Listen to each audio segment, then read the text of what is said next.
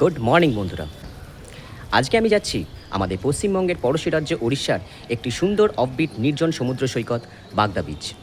যদিও এই জায়গাটিকে এখন আর অফবিট বলা যায় না, কারণ ভ্রমণপ্রিয় মানুষের কাছে এখন এই বাগদা বিচ বেশ পপুলার হয়ে উঠেছে। এই জায়গাতেই রয়েছে সুন্দর দিগন্ত বিস্তৃত সমুদ্র, বিস্তীর্ণ বালিয়াড়ি, ঝাউবন, নদী, ম্যানগ্রোভ অরণ্য, অর্থাৎ এক কথায় প্রাকৃতিক সৌন্দর্যের এক বিপুল সমাহার।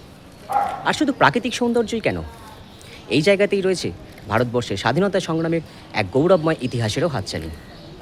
তো এই বাগদা বিচ যেতে গেলে সেরা উপায় হলো ট্রেনপথ। ট্রেনপথে আগে আপনাদেরকে পৌঁছতে হবে ওড়িশার বালাসোর বা বালেশ্বর স্টেশন। বালাসোর স্টেশন থেকে বাগদা বিচের দূরত্ব প্রায় 30 থেকে 32 কিলোমিটার। যেতে সময় লাগবে কম বেশি প্রায় 1 ঘন্টা। ঘড়িতে সময় এখন সকাল 6:30।